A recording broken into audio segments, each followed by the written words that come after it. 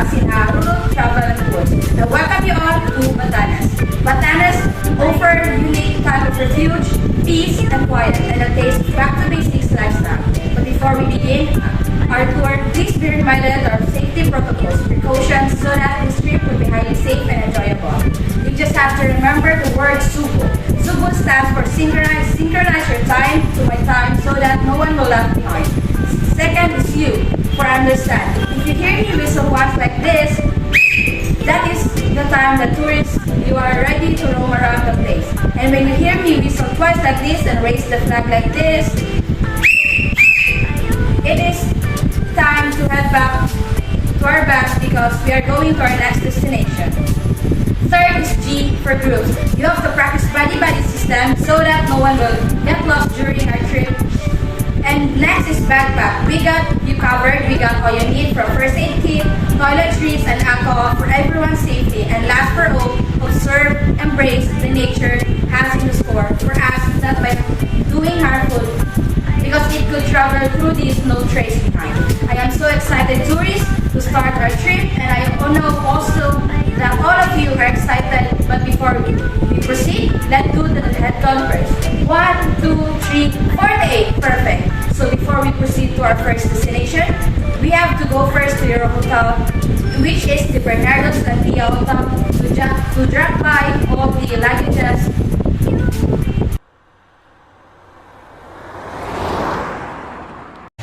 Now, we are already here in the hotel.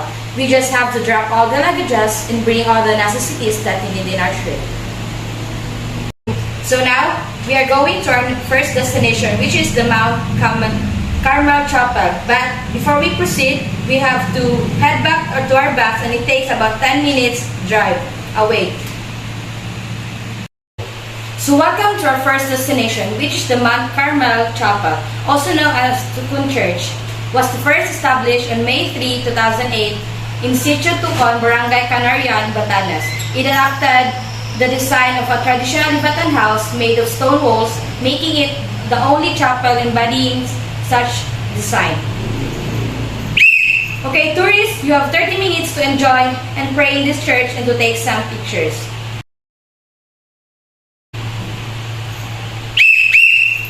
Okay, tourists, it's time to head back in the bus and proceed to our next destination. So, we just have arrived in our second destination, which is the Pag-asa weather station. But before that, let's do the head count first. 1, 2, 3, 48. Perfect. So, the radar station is sitting on the top of a hill, giving a beautiful landscape of Mahatas, Head Cruise, basket town proper of Pacific Ocean in the West Philippine Sea. It is the northernmost station of Pag-asa, serving as the reference point of weather forecast. Inside, you'll find a lot of equipments used for measuring the weather, like the wind, lighting beam, as well as the heat and the water measurement. However, one radar on the right side collapsed after the island was hit by the Typhoon Ferdy in 2016. The station is still open for tourists to visit of this writing. But since it is not well maintained, the best part of going here is for the view. Okay, tourists, you have 30 minutes to enjoy the view and feel the breeze of fresh air.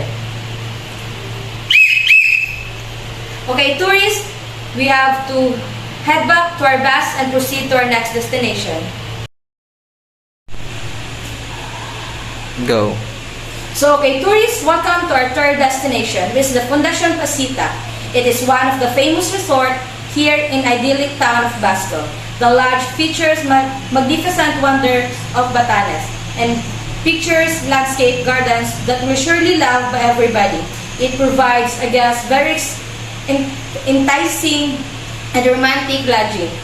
A Batanes experience is not complete without enjoying the Wuthering Heights ambience of Fundación Pasita. It is located on the top cliff with a 270-degree view of the sea, mountains, and the sky. Okay, tourists, you have 45 minutes to enjoy the view and feel the breeze of fresh air and see the structure.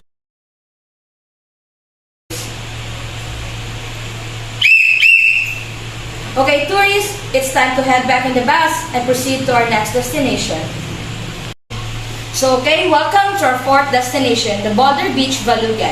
It is known for a smooth boulders that line of shoreline, which stretches for miles. Unlike most pebble beaches, the pebbles on Valugan, aptly called boulders, are enormous in size. The boulders are said to have originated from Mount Taraya of nearby active volcano. Okay, but before we proceed, let's do an head count first. 1, 2, 3, 48. Perfect. So now, you have given a time 40 minutes to enjoy the view and see the waves of the beach.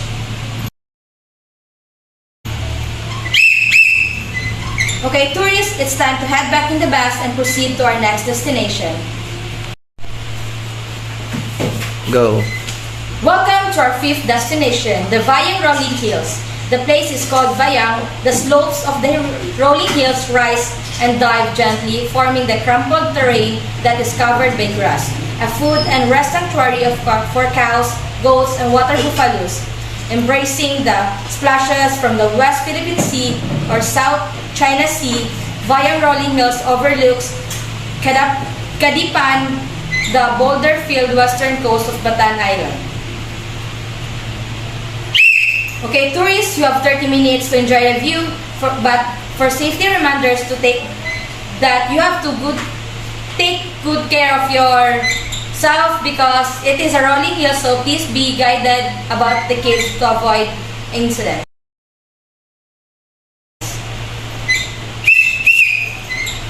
Okay, tourists, it's time to head back in the bus and proceed to our next destination. So welcome to our sixth destination, the 90 Hills and Lighthouse. First lit in 2003, it was the first to be completed of the three. Basco Lighthouse was built in 90 Hills at the site of the old telegraph facility used during the American era and was destroyed by the Japanese during World War II. The fifth story of the tower is the gallery. Okay, tourists, you have 30 minutes to enjoy and roam around. But before that, can you do compress please and let me take you some pictures.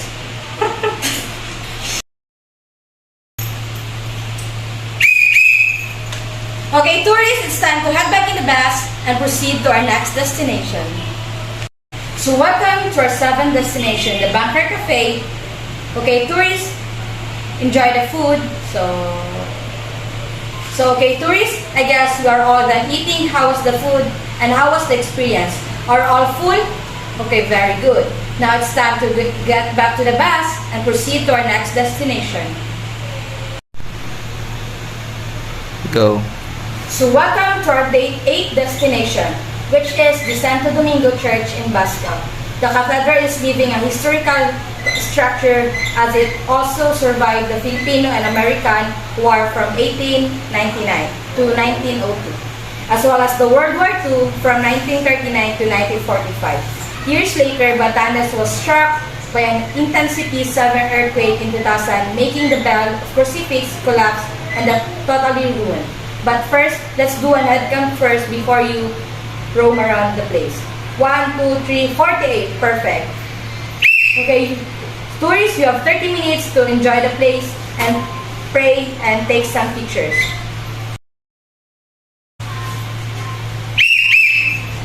Okay, tourists, it's time to head back in the bus and proceed to our next destination.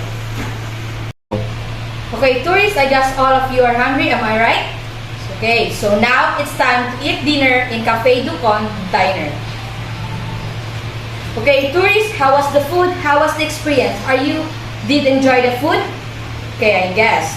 So now, it is our last destination for today's trip, and we are heading now in our hotel, which is the Bernardo's Lantilla Hotel. I know all of you are tired. Good night, tourists. See you again tomorrow. And I hope you did a great fun in today's trip.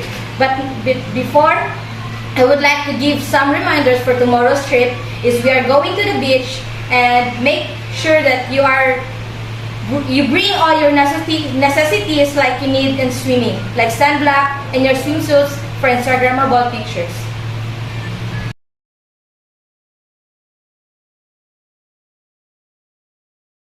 So good morning, tourists. This is our second day here trip in Batanes. Are you all set for today's itinerary? And I guess all of you have already eaten breakfast. So how was the food and how was the experience of taking a nap here in the hotel? So I guess you have a relaxed type sleep about last night. So first we have to travel to San Vicente Port, and it takes 1 hour before we arrive to our first destination. So now, welcome to our first destination. We are here in the Vicente Port, and our first destination is the San Vicente Ferrer Church, also known as the Sabtang Church. Is a Roman Catholic church. Is located near Sabtang Port in Sabtang, Batanes, Philippines. Originally a small chapel in 1785 when the Sabtang Mission first opened by the Dominicans, the church underwent few modifications until 1984. Okay, tourists, you have 30 minutes to enjoy and pray in this church and to take some pictures. Okay, tourists, it's time to get back to the bus and proceed to our next destination. So welcome to our second destination, the Sabidog community, the spot where they practice such as locally known as Badiche, which was eventually named Sabidog. Sabidog is the place where people finally settled and is now known as the peaceful village in Sabda Island. It is located along the hills, making it suitable for rootcraft and pasture. Okay, tourists, you have 1 hour to roam around and take some pictures. Okay, tourists, it's time to head back in the bus and proceed to our next destination. But before we proceed, let's do an head count first. 1, 2, 3, 4, 68. Now, perfect. So now, we are here in Sabidog, Ijam. One spot that you should never miss when you visit the spectacular island in Sabta is the Sabidog village. Just like Chavayan village, it has a rich history featuring the early life of Batanes. Okay, tourists, you have 30 minutes to roam around and take some pictures. Okay, tourists, it's time to head back in the bus and proceed to our next destination. So our next destination is the stone houses, or known as House of the Kai. It is said the oldest stone house existing in the Batanes and considered as a UNESCO heritage building, located in the town of San Jose de Ivana in Batan Island. The structure has remained intact over the years. The edifice was built similar to the other houses in the whole village of the province. Okay, tourists, you have 45 minutes to enjoy the place and to roam around and also to take some pictures. Okay, tourists, it's time to head back in the bus and proceed to our next destination. So our next stop destination is the Chamantad Cove and Tinian Viewpoint. Chamantad Timang Viewpoint is amongst the highest viewing sites in Sabtang Island, Batanes. The vast landscape is seated near the cove where tourists can enjoy the view of the ocean. The Chamantad Tinan Viewpoints, renowned for its curvy grass carpeted scenery. The rolling hills conquering the area come in a variety of low and high slopes, giving visitors different perspectives. The highest slope hilltop provides the best view of Chamantad Cove. A short walk here will take you a seascape line, the powdery sand, and a small medium size of stones. Okay, tourists, you have 30 minutes to roam around and to take some pictures and enjoy the view.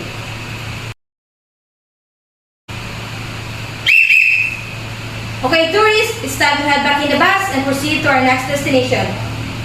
But before, let's do the head count first. 1, 2, 3, 48. Perfect. Go.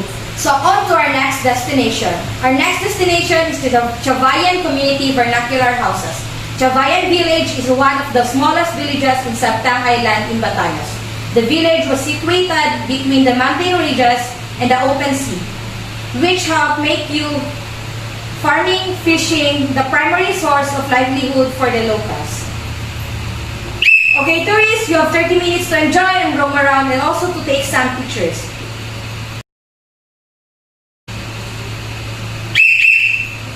Okay, tourists, it's time to head back to the bus and proceed to our next destination. Okay, tourists, our next destination is the Morong Beach. But before we proceed, we have to eat lunch at Morong Star Restaurant. Yes, all of you are hungry? Okay, tourists, enjoy the food. Okay, tourists, how was the food? How was the experience? How was the appetite? Are you all did enjoy the food? Okay, I guess. Now, we are going to the Morong Beach. So now, we are already here in the Morong Beach. Just let me give some briefing and history about the tourist spot. Okay, Morong Beach is one of the beaches fringing the coast in the Sabtang Island. Morong Beach was probably the most well-known, thanks to the large rocky arc that has become an icon, not just an island, but in Batanes as a whole. The natural formation is called Nakabuang Arc. The beach is also commonly referred to as Nakabuang Beach. Okay, tourists, I allow you to enjoy the place as well as to swim and feel the breeze of blue waters. A safety reminder, please keep your things unattended and keep the garbages to the right garbage area. Enjoy tourists, but before, let me take you some pictures. Okay, 1, 2, 3, smile. Okay, good. So, now. Okay, tourists, it's time to leave the place and let's go to the next destination. 3 to go. So now, it's time to go back to the Sabtang port and to travel to San Vicente port to catch up the boat. Okay, tourists, I guess all of you are hungry, am I right? So now, it's time for us to eat dinner in Casa Napoli. So okay, tourists, how was the food? Are you all did enjoy the food? So I guess. So now, it is our last destination for today's trip, and we are heading now in a hotel which is the Bernados Lantilla Hotel. I know all of you are tired, so good night tourists, see you again tomorrow. I hope you did a great fun with me in our trip.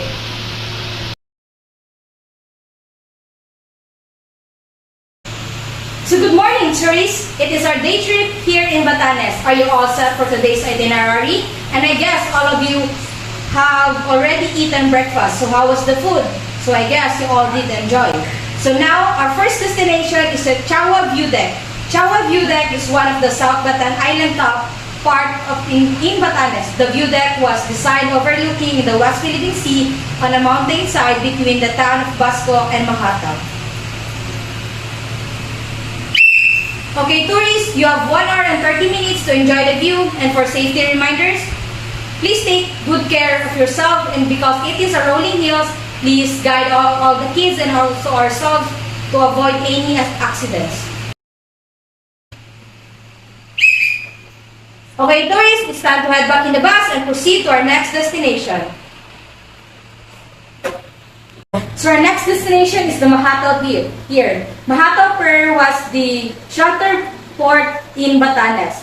The boat shelter port was built to protect the Batan Island boats from the destructive waves. It has seen a popular stop on the South Batan tour. Okay, tourists, you have 30 minutes to enjoy the view and to take some pictures.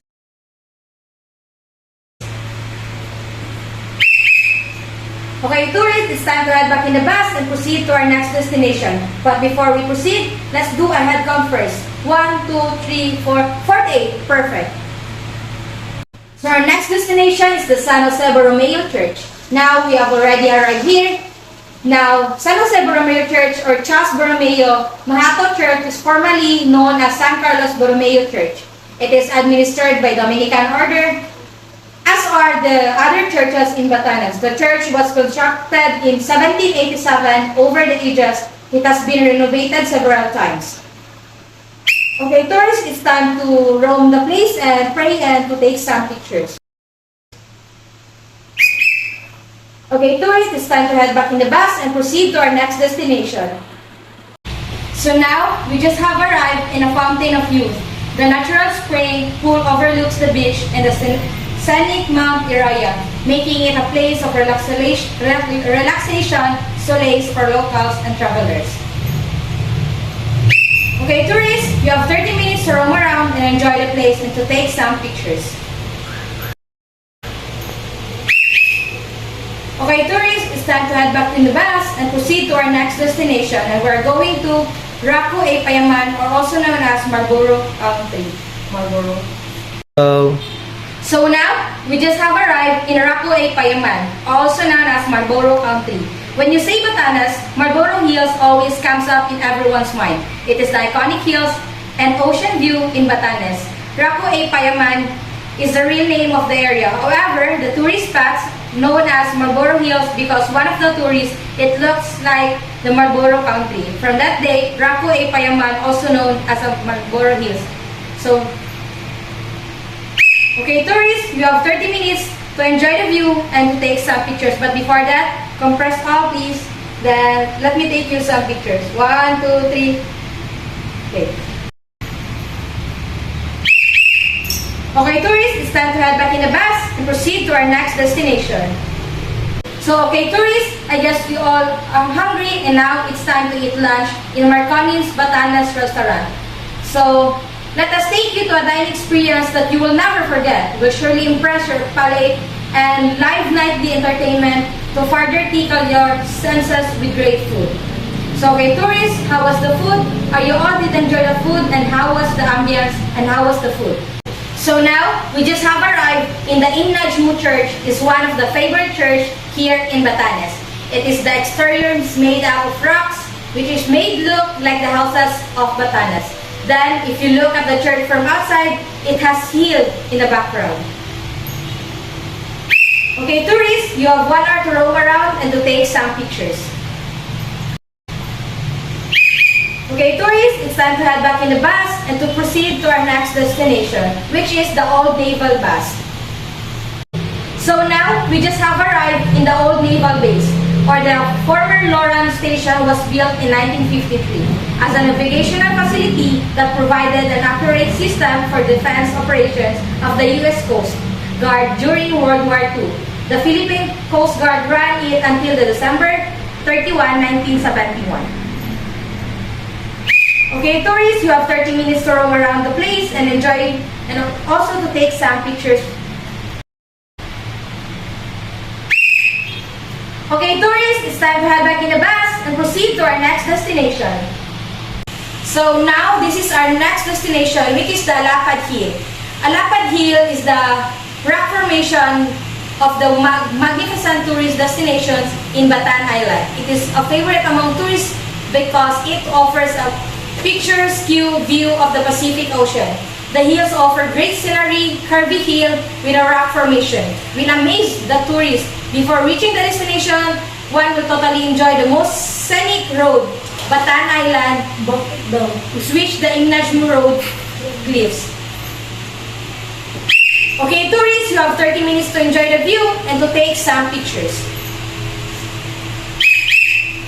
Okay, tourists, it's time to head back in the bus and proceed to our next destination, which is the Songsong Ruins. So now, we just have arrived in the Songsong Ruins of Songsong is a ghost barangay in Uyogan, which features a cluster of roofless shells of old houses abandoned after the tidal wave that hit the island of Batan in the 50s, and it is a 1-hour road trip from Basco. It has a good stretch of beach recommended for swimming. Okay, tourists, you have 30 minutes to enjoy the view and to take some pictures. Okay, tourists, it's time to head back in the bus and proceed to our next destination, which is the San Jose de Ivana Church. So now, we just have arrived in the San Jose de Ivana Church. San Jose Church, also known as the Ivana Church, is a Roman Catholic church dedicated to Saint Joseph in Ivana, Batanes. In 2008, the National Historical Commission of the Philippines designated the church as a National Historical Landmark. The Dominicans founded the Church of Ivana as a chapel in 1787.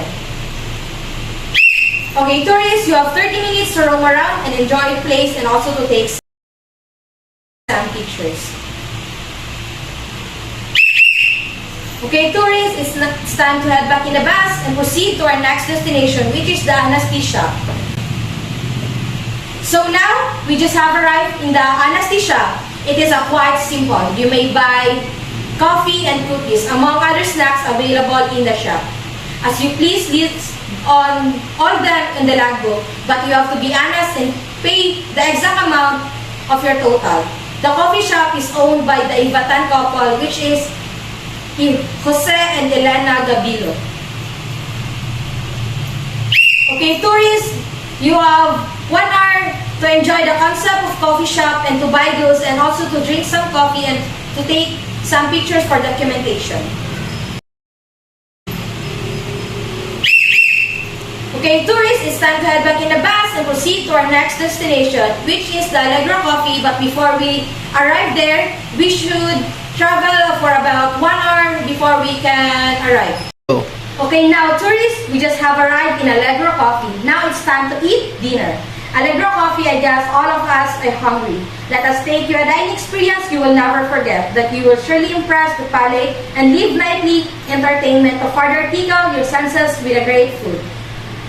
Okay, tourists, it's time now to head back in your hotel and it is the end of our trip for now. Good night, tourists. See you again tomorrow. I hope you did a great fun.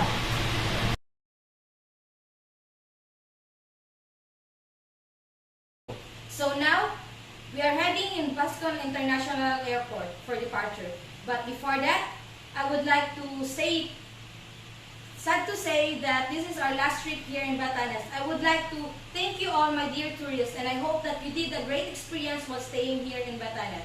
I hope you did a great fun and memorable. In behalf of Basinghal Road Travel Agency, thank you for choosing us to be part of your this journey. I am your tour guide, Bianca. Until next time, tourists, bye-bye. Again, also if you want to book us, we have an emails and also contact numbers, basinghal1234@gmail.com.